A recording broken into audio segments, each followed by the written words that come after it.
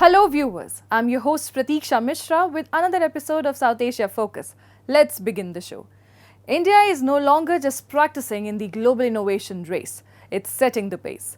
Driving this transformation is a powerful synergy between government, academia and industry, all working together to develop next generation technologies. With Prime Minister Modi's Make AI in India vision gaining momentum, the country is rapidly positioning itself as a global leader in deep tech, shaping not just its own future but influencing the direction of innovation worldwide. Take a look. India is starting a bold new course of innovation, embracing cutting-edge technologies, nurturing homegrown talent, and fostering cross-sector partnerships to drive transformational growth. With a clear vision and strategic execution, the nation is not merely preparing for the future, it is striving to shape it. In a landmark moment for India's deep tech ambitions, Prime Minister Narendra Modi recently addressed the Yugma Innovation Conclave at Bharat Mandapam in New Delhi. The event convened a powerful alliance of leaders from government, academia, science, and industry, signifying a united national commitment to technological progress. Named Yugma, a Sanskrit term meaning confluence, the conclave represented the strategic alignment of diverse sectors essential to building the technologies of tomorrow. It highlighted the urgency of accelerating the journey from idea to product and advancing the nation's capabilities under the Make AI in India vision. मुझे विश्वास है भारत की innovation capacity और deep tech में भारत की भूमिका को बढ़ाने के लिए हम जो प्रयास कर रहे हैं उसे इस आयोजन से और बल मिलेगा। आज आईआईटी कानपुर और आईआईटी बॉम्बे में एआई, इंटेलिजेंस सिस्टम और bio science, biotechnology, health and medicine के सुपर हब्स की शुरुआत हो रही है। India's vision is already taking shape on the ground as India moves decisively from ideation to implementation. The establishment of super hubs in AI, intelligent systems, biosciences, and biotechnology marks a significant step in building the deep tech infrastructure needed for the future. India's success stories are no longer confined within its borders, they are being watched, studied, and emulated globally. Whether through pioneering space missions like Chandrayaan, breakthrough work in quantum science, or the rapid development of COVID-19 vaccines, India is asserting itself as a frontrunner in science and technology. The country is emerging not just as a hub of innovation, but as a source of global inspiration, redefining what it means to lead in the knowledge economy. आज सफल प्रयोग भारत में किए जाते हैं और बाकी दुनिया उसका अनुसरण करती है, चाहे वो कोविड का वैक्सीन हो, चाहे वो चंद्रयान हो, चाहे वो क्वांटम हो. India is no longer a follower, ladies and gentlemen. On the contrary, India today beckons others to follow her. Building on the momentum, India is stepping into a new era of innovation, entrepreneurship, and global leadership. One such initiative is a landmark collaboration between the Indian Institute of Technology, Kanpur, and the Wadhwani Foundation, a high-impact, non-for-profit tech organization resulting in the launch of a state-of-the-art school of artificial intelligence and intelligent systems aimed at advancing India's leadership in AI-driven innovation. मुझे लगता है सब साथ में चलें और ये युगम की स्पिरिट लगाएं, एकेडेमिया, इंडस्ट्री और गवर्नमेंट की कोलैबोरेशन बढ़ाएं, तो इंडिया ग्लोबल सुपर पावर जरूर बनेगा. As India advances confidently on the global innovation frontier, its deep tech revolution is no longer a distant aspiration, it is a living, evolving reality. Through visionary leadership, strategic collaborations, and a relentless drive to innovate, the nation is not just building technologies for tomorrow, but laying the foundation for a self-reliant, future-ready Bharat.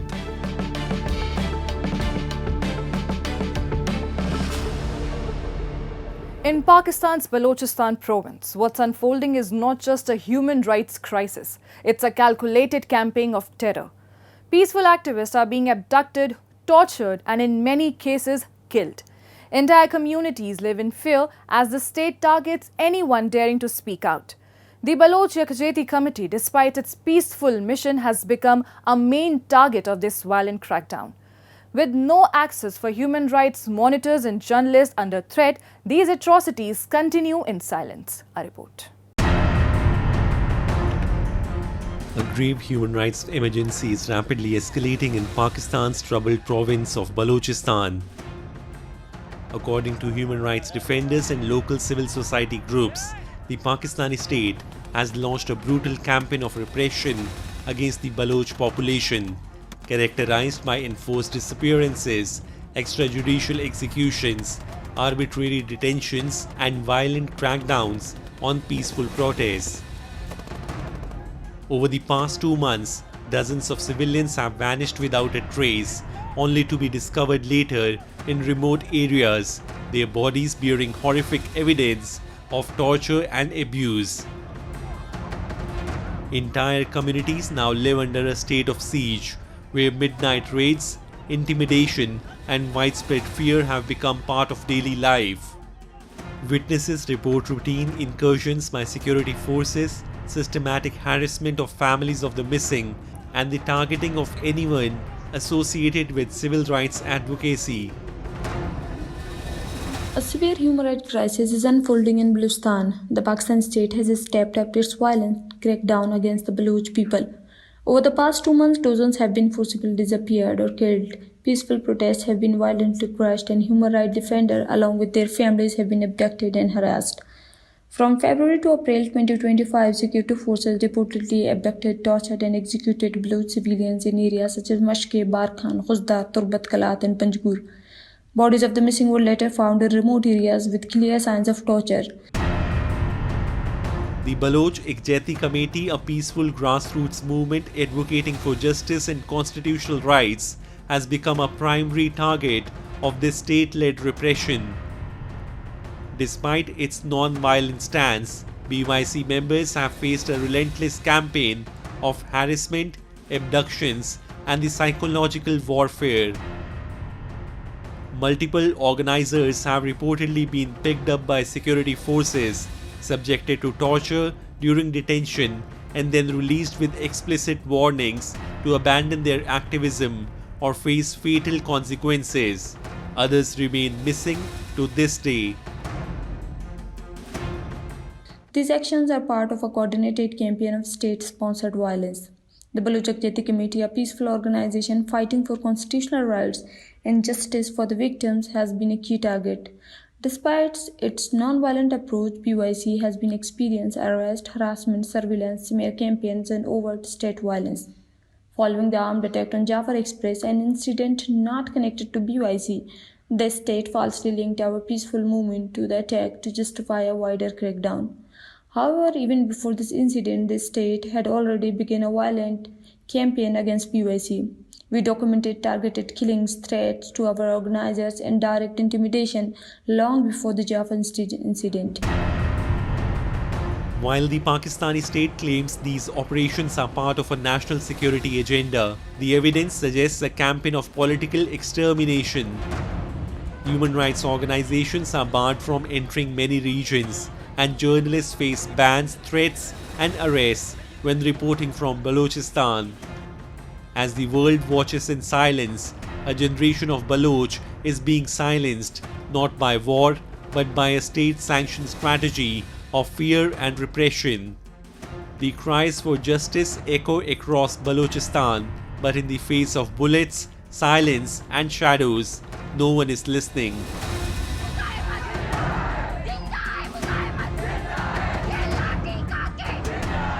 Time now for Asia This Week, the stories from across the continent. India signed a deal with France on April 28 to buy 26 Rafale M marine fighter aircraft worth 630 billion rupees for its navy. The acquisition is part of India's goals to modernize its military, wean itself of its Soviet origin equipment, and boost domestic weapons production after being the world's largest arms importer for years.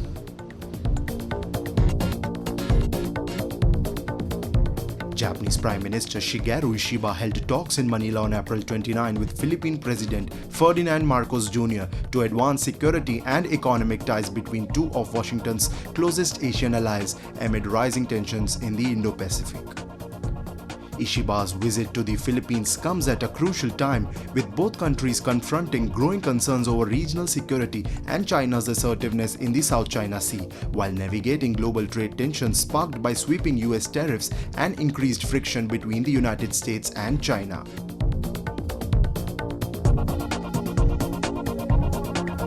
Philippine and the US soldiers participated in annual joint military exercises involving air and missile defenses north of Manila on April 27.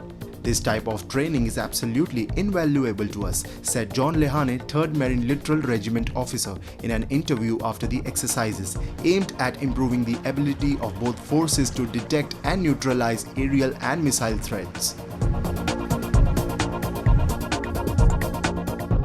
Moving on. The horrific Pahalgam terror attack has once again exposed Pakistan's role as the epicenter of global terrorism. With 26 innocent lives lost, the world can no longer turn a blind eye to Islamabad's state-sponsored terror machinery. India's decisive actions send a firm message: enough is enough. From London to Paris, the Indian diaspora is rising, demanding justice and accountability. The bloodshed must end, and the world must unite to isolate and act against the terror networks thriving on Pakistani soil. The barbaric terror attack in Pahalgam, which claimed 26 innocent lives, has shocked the global community. Carried out by Pakistani-backed terrorists, the assault is a grim reminder of Islamabad's ongoing support for cross-border terrorism. In response, India has taken unprecedented measures, suspending the Indus Waters Treaty, sealing the Attari-Wagah border, and halting visa services for Pakistani nationals, signaling zero tolerance for state-sponsored terror. World leaders, including those from the US, UK, and Russia, strongly condemned the attack and targeting of civilians. Meanwhile, the Indian diaspora is rallying in support. In London, demonstrators gathered outside India House, waving the national flag and protesting against Pak-sponsored terrorism.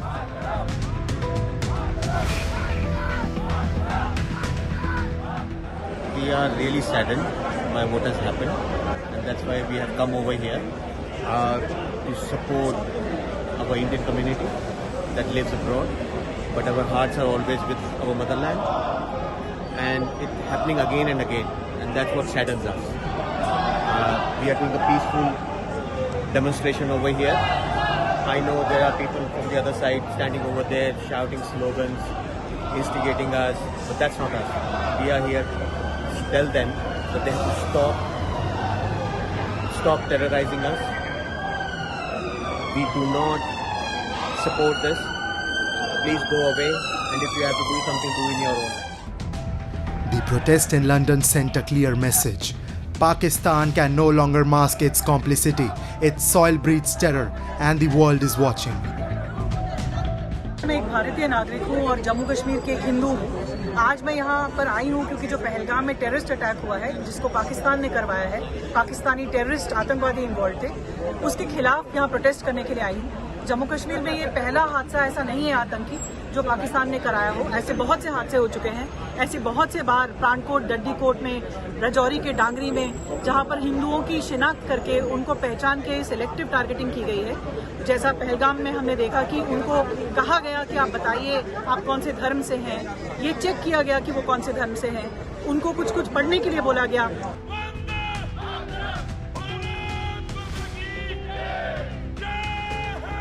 Not just in London, but the Indian diaspora around the world has been staging protests in response to the incident. From Canada to France and beyond, anger runs deep within the Indian diaspora. Citizens ਨੂੰ ਗੋਲੀਆਂ ਮਾਰਨਾ ਕੋਈ ਬਹਾਦਰੀ ਦਾ ਕੰਮ ਨਹੀਂ ਸੀ। ਅੱਤਵਾਦ ਦਾ ਨਾ ਕੋਈ ਧਰਮ ਹੈ, ਨਾ ਕੋਈ ਈਮਾਨ ਹੈ। अतवादी सिर्फ एको बोली है, वो है गोली। इन्होंने विच इन्नी हिम्मत नहीं है कि हिंदुस्तान की फौज का सामना कर सकन। किसी भी अतवाद ना कि पाकिस्तान की आर्मी के विच भी ये हिम्मत नहीं है कि हिंदुस्तान की फौज का सामना कर सकन। For decades, Pakistan has harbored, funded and trained terror groups to destabilize the region. From Pahalgam to Pulwama, the blood trails leads back to Islamabad. No denial or diplomatic spin can hide the truth. Pakistan has become a hub of terror and the world is finally taking notice. India's rich tapestry of silk saris, like the famed Banarsi, reflects centuries of tradition. Yet, among them, Muga silk from Sualkuchi in Assam gleams with a charm all its own. Known as the royal silk, its natural golden luster, unmatched strength and ageless beauty weave a story of elegance and endurance. Crafted lovingly by skilled artisans, each Muga sari is more than attire. It's a legacy often valued in lakhs and treasured for generations.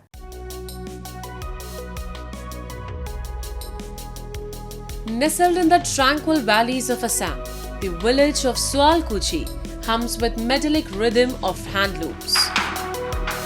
In almost every home, skilled hands, often those of women, weave shimmering Muga silk into saris of timeless beauty, sustaining both a cherished heritage and a way of life. আৰু মই হল এতে কাম কৰো আৰু মালিকে ঠিকে ঠিকে পইচা দি আছে আৰু ইয়াত মই কাম কৰা 20 বছৰ মান হল আৰু এনেকে খৰচ চলাই আছো আৰু ঘৰতো পইচা দিব লাগে অলপ চলক সেইকাৰণে আৰু এতে কাম কৰিব লগা হৈছে মই খালত বহু মোৰ লৰা ছোৱালী তিনটা মই ইটো কাম কৰি লৰা ছোৱালী পঢ়ি আছো আৰু মোৰ হাজবেণ্ডো হাজিৰা কৰে মালিকে আমাক পইচা লাগাখিনি দে আমি এনেকৈ খাই বৈ চুলি পুলি পৰাই আছো আমি The family's work is overseen by Nayamani, who trades in handcrafted Muga silk saris. Each sari is one-of-a-kind masterpiece, with every color, pattern and motif woven entirely by hand. Their exceptional artistry has earned admiration and customers across the globe. अभी तो muga silk बनाता ही हूँ हम लोग फिर भी अच्छा market है मुगा सिल्क का साड़ी का ही नहीं ड्रेस मटेरियल के लिए भी अच्छा रेस्पेक्ट है जैसे कि बाहर में भी एक्सपोर्ट होता है अच्छा एक्सपोर्ट होता है बाकी चल रहा हो हम लोग काम करके हैप्पी हूँ इसमें The Sericulture Department showcases the fascinating journey of Muga silk, which begins with the silkworm. The larvae are fed leaves from som and suzu trees, and within a month they spin golden cocoons. Blending tradition with science, the cocoons are treated with hot water or steam to ease silk extraction. Using reeling machines, the fine fibers are drawn out, spun into stronger threads, and finally woven into stunning Muga silk saris on handlooms. Muga silk basically UV protection है, ultraviolet protection है. Number 2, वो high longevity है. Number 3 skin का ज़रा आराम लगता है वो जो मुगा सिल्क पहनता है वो समर सीजन का ठंडा लगता है वो जो विंटर सीजन गर्म लगता है वो मुगा सिल्क और high longevity 200 years muga silk longevity है और मुगा सिल्क वो अदर स्टेट मिलता नहीं वो जो ओनली असम वो मुगा सिल्क जोग्राफिकल इंडिकेशन है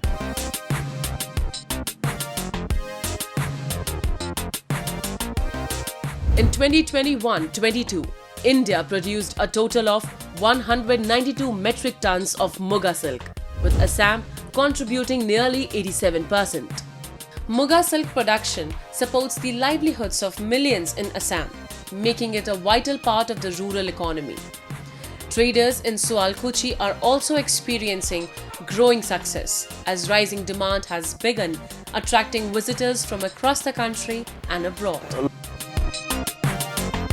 लोगों का रिस्पांस तो अच्छा ही होता है ये तो आजकल तो बाहर से भी लोग आता है फॉरेन से भी लोग आता है यहाँ पे घूमने देखने हमारा इंडस्ट्री देखने आता है मुगा सिल्क देखने आते हैं और एक मुगा का फार्म भी है हमारा वालकुशी में तो वो फार्म देखने आता है, हमारा कपड़ा देखने आता है, लेते हैं। ज़्यादा रिस्पॉन्स मिल रहा है अभी, अच्छा लगता है।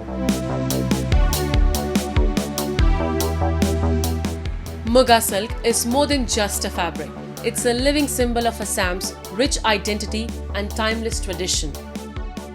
In villages like Sualkuchi, this heritage thrives in all its brilliance. Here, the artisans are not just preserving a legacy, they are weaving a stronger, more vibrant regional economy thread by golden thread.